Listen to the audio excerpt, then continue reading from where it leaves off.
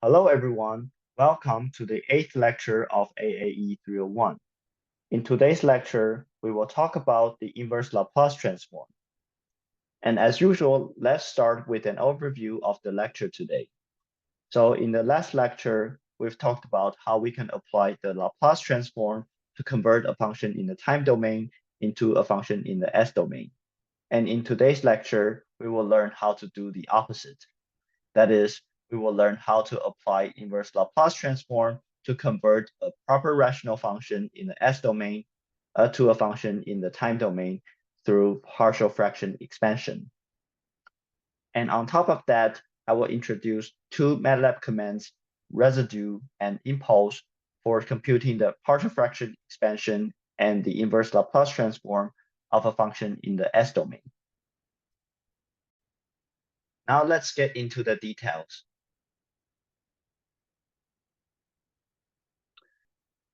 First, let's consider a function g of s in the S domain. Here we say g of s is a rational function if g of s can be expressed as a fraction of two polynomials in the S domain. Here we call the polynomial in the numerator n of s and the polynomial in the denominator d of s. And throughout the following discussion, we will assume that n of s and d of s have no common roots. Moreover, we say g of s is a proper rational function if the degree of the numerator is smaller than or equal to the degree of the denominator polynomial. And we say g of s is a strictly proper rational function if the degree of the numerator is strictly less than the degree of the denominator polynomial. And now let's take a look at some examples. So here we have four functions in the S domain, g1 of s, g2 of s, g3 of s, and g4 of s. And now let's see which type of function that each of them belong to. So for g1 of s, it's given by s plus 1 over 2s squared plus 5s plus 4. And as you can see, this is a rational function because it can be expressed as a fraction of two polynomials. And this is a strictly proper rational function because the degree of the denominator is larger than the degree of the numerator. Now let's take a look at a g2 of s. So g2 of s is given by s squared plus 2s plus 3 over s plus 1. And we see that this is, again, a rational function because g2 of s is expressed as a fraction of two polynomials in the S domain. But this is not a proper rational function because the degree of the numerator is larger than the degree of the denominator. As for g3 of s, it's given by 2s squared plus 5s plus 3 over 3s squared plus 2s plus 4. And obviously, this is a rational function because it is a fraction of two polynomials in the S domain. And this is a proper rational function because the degree of the numerator is the same as the degree of the denominator. Now for the last function, g4 of s, it is equal to e to the negative s. And this function is not a rational function because the exponential function cannot be expressed as a fraction of two polynomials in the S domain. Okay, that was an introduction to proper functions. And before we move on to how to compute the inverse Laplace transform of a proper function g of s in the S domain via a partial fraction expansion, let's turn our attention to two important properties of g of s for a while. First, we say a complex number z is a zero of g of s if g of z is zero. And we say a complex number lambda is a pole of g of s if the magnitude of g of lambda is infinity. And because g of s can be expressed as a fraction of two polynomials, n of s and d of s, we can see that the zeros of g of s are going to be the roots of n of s, and the poles of g of s are going to be the roots of d of s.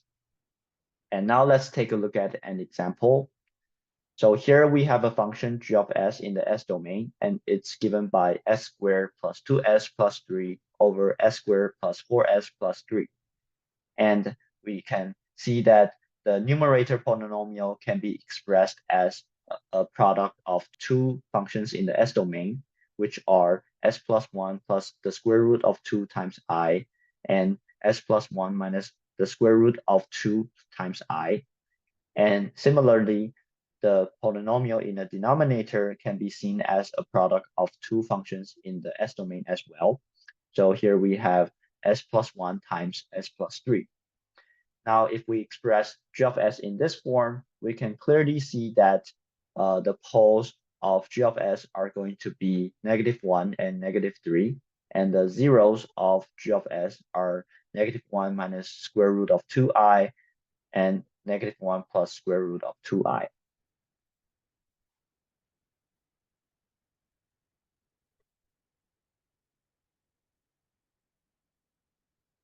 Okay, now let's see how we can find the inverse Laplace transform of a strictly proper rational function g of s in the S domain through partial fraction expansion. First, let's consider a strictly proper rational function g of s in the S domain. And because we know this function is rational, it can be expressed as a fraction of two polynomials, n of s and d of s. And because we know this function is strictly proper, so if the degree of the denominator polynomial is nu, then the degree of the numerator polynomial can be at most nu minus 1. Now we will rewrite d of s in terms of its roots. So here we can rewrite d of s as a product of s minus lambda k, and here lambda k will be the kth root of the polynomial d of s, or equivalently, lambda k will be the kth pole of g of s. And once we write g of s in this form, we can then write g of s as a sum of ak over s minus lambda k. And this form is called the partial fraction expansion of g of s. And the coefficient ak here can be computed as follows. So we basically multiply g of s by s minus lambda k, and we evaluate this polynomial at s equals to lambda k. And to see how it works, we can substitute g of s with its partial fraction expansion into this expression. And we can see that ak will equal to the sum of ak over s minus lambda k times s minus lambda k. And we evaluate this whole sum at s equals to lambda k. And we can break this sum into two parts, the part that is associated with k and the other part that has nothing to do with k. And you can see that for the part that is associated with k, s minus lambda k in the numerator will cancel out the s minus lambda k in the denominator.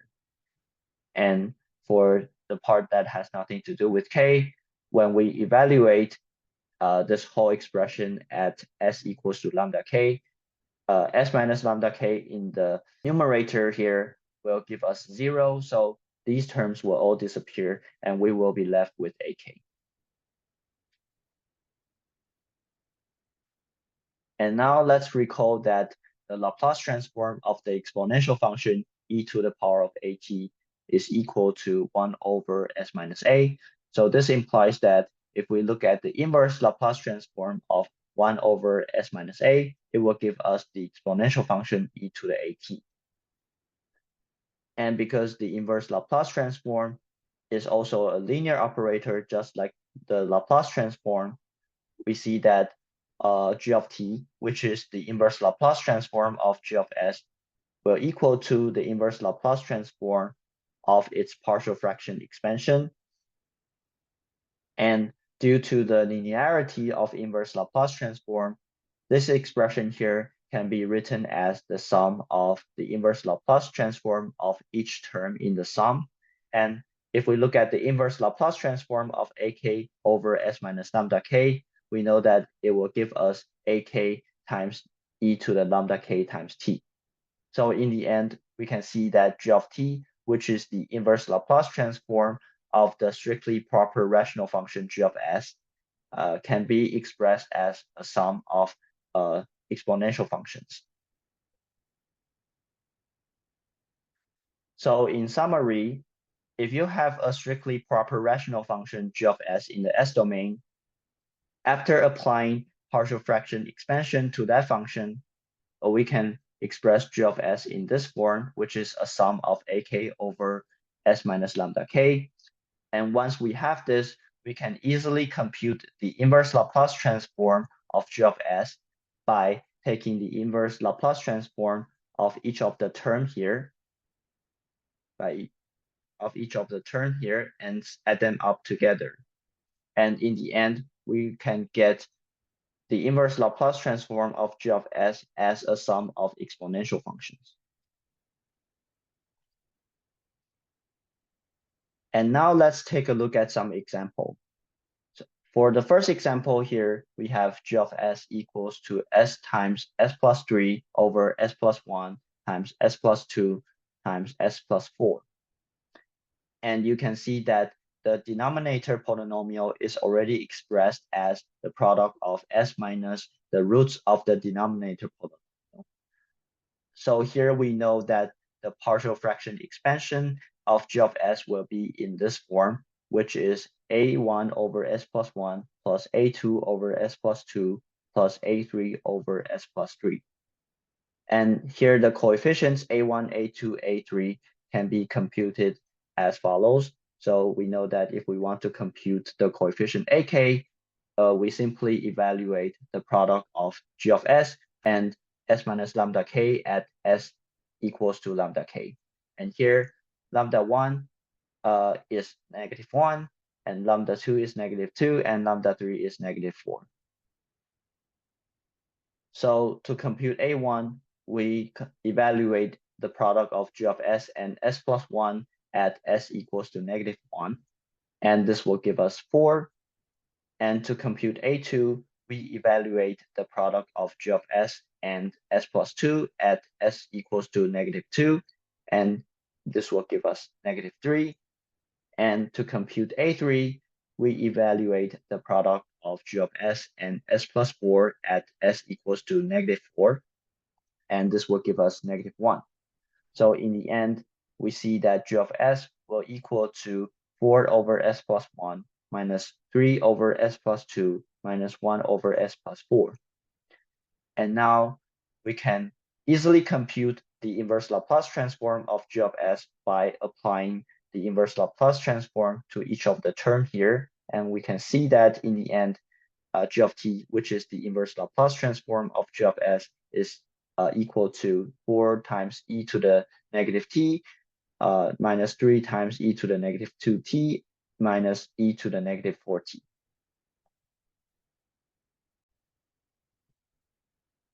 Now let's take a look at the second example.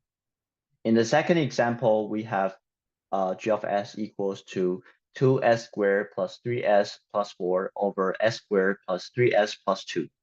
And we see that this function g of s is a rational proper function in the S domain.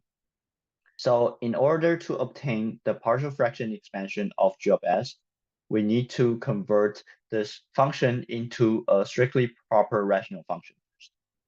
And to do that, we first divide 2s squared plus 3s plus 4 by s squared plus 3s plus 2, and we get 2 plus -3s over s squared plus 3s plus 2. Now, if we call this function g1 of s, then we see that g1 of s is now a strictly proper rational function in the S domain. So we can compute the partial fraction of this function. Here, the roots of s squared plus 3s plus 2 is -1 and -2. So we can rewrite s squared plus 3s plus 2 as the product of s plus 1 and s plus 2. And once we have g1 in this form, we know that the partial fraction of g1 can be expressed as a1 over s plus 1 plus a2 over s plus 2. And now let's follow the same rule to compute the coefficients a1 and a2. First, to compute a1, we evaluate the product of g1 of s and s plus 1 at s equals to -1. And this gives us 3. And to compute A2, we evaluate the product of G2 and S plus 2 at S equals to -2. And this gives us -6. So in the end, we see that G of S can be expressed as 2 plus 3 over S plus 1 minus 6 over S plus 2. Now let's recall that the Laplace transform of the delta Dirac function is equal to 1. So this means that if we look at the inverse Laplace transform of 1, it will give us the delta Dirac function. Therefore, G of t, which is the inverse Laplace transform of G of s, is equal to 2 times the delta Dirac function plus 3 times e to the negative t minus 6 times e to the negative 2t. Okay, now let's take a look at the third example. In this example, we have G of s equals to 2s over 2s squared plus 4s plus 10 times e to the negative s. And because of the existence of e to the negative s, we see that G of s is not a rational function. But if we look at this part, which I'm going to call it G1 of s, we see that G1 of s is a strictly proper rational function. The only problem is the denominator polynomial of G1 is not monic. Basically, it means that the coefficient of the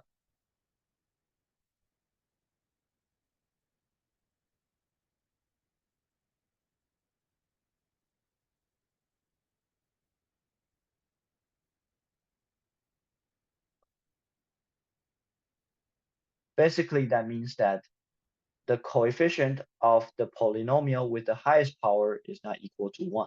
So to compute the partial fraction expansion of G1, we will first have to scale the denominator polynomial to be monic first. And to do that, we can simply multiply 1/2 in the numerator and 1/2 in the denominator at the same time. And after this step, we will get G of s equals to s over s squared plus 2s plus 5 times e to the negative s. And the roots of the denominator polynomial are -1 minus 2i and -1 plus 2i in this case. So we know that the partial fraction expansion of G1 will be in the form of a1 over s plus 1 plus 2i plus a2 over s plus 1 minus 2i. And now to compute a1, we simply evaluate the product of G1 of s and s plus 1 plus 2i at s equals to -1 minus 2i. And this will give us 1/2 minus I over 4. And to compute a2, we evaluate the product of G1 and s plus 1 minus 2i at s equals to -1 plus 2i. And this gives us 1/2 plus I over 4. So in the end, we see that G of s can be expressed as the product of e to the negative s and 0.5 minus 0.25i over s plus 1 plus 2i plus 0.5 plus 0.5i over s plus 1 minus 2i. And now let's recall that the Laplace transform of a delayed copy of a function g will equal to e to st0 times the Laplace transform of g. And so we see that g of t, which is the inverse Laplace transform of g of s, will equal to 0.5 minus 0.25i times e to the -1 plus 2i times t minus 1 plus 0.5 plus 0.25i times e to the -1 minus 2i times 2 minus 1. And if we call this term in the front alpha, we can see that this term in the back is just the complex conjugate of alpha. So when you sum up a complex number with its complex conjugate, in the end, you will get 2 times the real part of that complex number. And in this case, this will give us e to the negative t minus 1 times cosine of t times 2 minus 1 minus 0.5 times e to the negative t minus 1 times sine of 2 times t minus 1. And now let's take a look at the residue and impulse command in MATLAB. First, the residue command in MATLAB is for computing the partial fraction expansion of a rational function in the S domain. And now let's take a look at the documentation of the residue command in MATLAB. So now let's look at this part.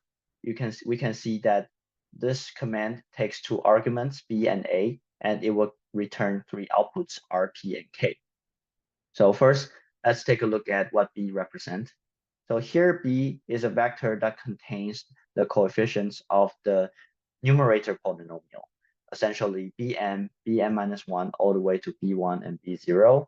And A is a vector that contains the coefficients of the denominator polynomial, essentially An, An minus 1 to all the way to A1 and A0. And the output R is going to be a vector that contains the coefficients Rn all the way to R2 and R1, which are the A1, A2, all the way to AK that we have just seen. And P is going to be a vector that contains the roots of the denominator polynomial or the poles of the function g of s in the S domain. As for K, it will be a polynomial in the S domain. Here, K of s will be non-zero only when g of s is not a strictly proper rational function in the S domain. And now let's take a look at an example that we have just seen.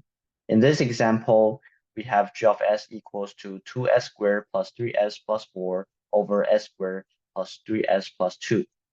And we know that its partial fraction expansion is going to be 2 plus 3 over s plus 1 minus 6 over s plus 2. And now let's compute the partial fraction expansion of this function using the residue function in MATLAB. Okay, here I have my MATLAB ready. So let's see how we can compute the partial fraction expansion of this function in the S domain. So first, we know for this function, B will equal to 2, 3, and 4, and A will equal to 1, 3, and 2. And now let's run the residue command to find the partial fraction expansion of this function. So we know that residue takes two arguments, B and A, and it will return three outputs, R, P, and K.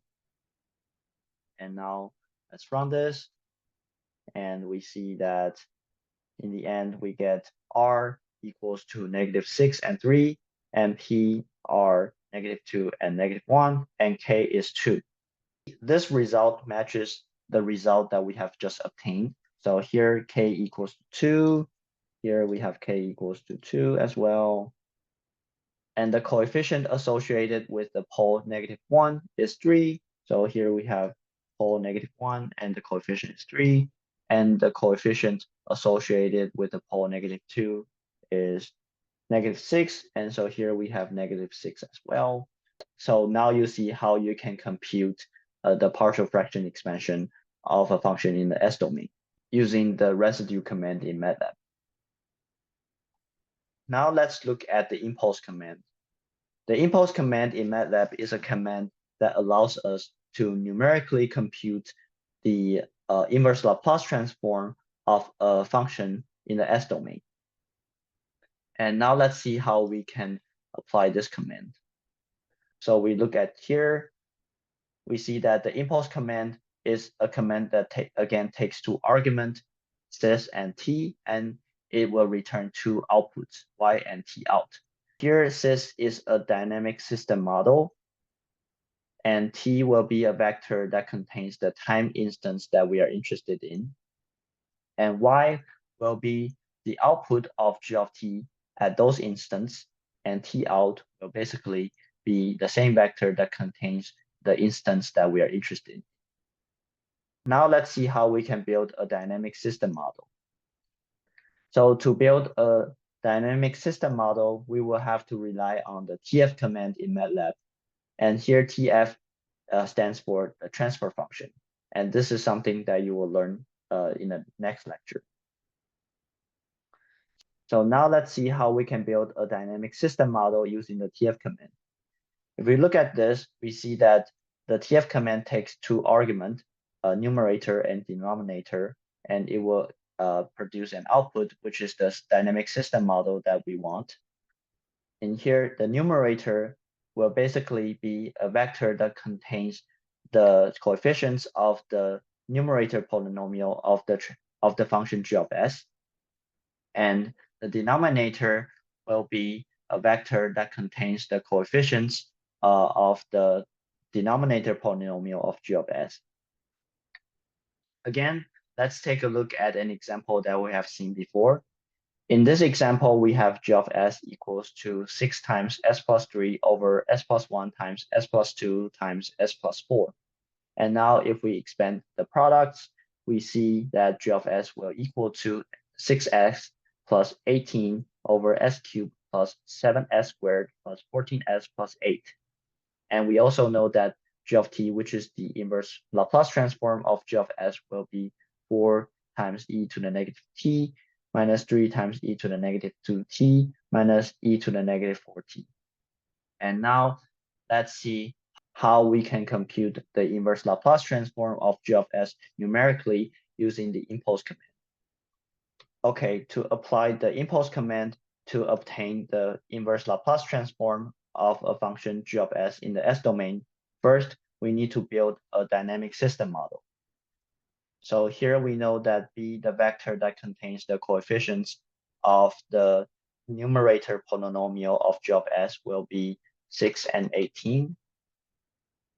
And A, which is the vector that contains the coefficients of the denominator polynomial of g of s, will be 1, 7, 14, and 8. And now we build our system model using the TF command. And the TF command takes two arguments, B and A. And once we have the system model, we can rely on the impulse command to compute the inverse Laplace transform of the system, or g of s. So here we have this, and for time, let's say we are interested in the interval from 0 to 10 seconds, and the time increment is 0.1 second. And we know that the impulse command will have two outputs, so we have y and t out. And here we have time, and now, and let's see what the result looks like. So we have t out and y. And also let's compare the result with the analytical one. So we plot t out and f. And here f is going to be 4 times ex e to the negative t plus minus 3 times exp to the negative 2 t out minus exp times 4, negative 4 times t out. So here we have f, and we let the line type to be a dash line. And we will also add a legend. So here we have GT impulse and GT analytical, and we X label is time and the unit is second. And now let's see what the result looks like. So here we will have two lines. The blue line is the result computed by the impulse command in MATLAB, and the red line is the result computed using this equation here, which is the analytical result. And we can see that MATLAB gives us the exact same result as the analytical one. And this is how you can use the impulse command in MATLAB to compute the inverse Laplace transform of a function in the S domain numerically.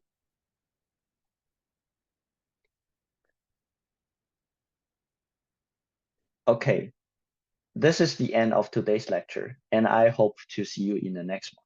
Thank you.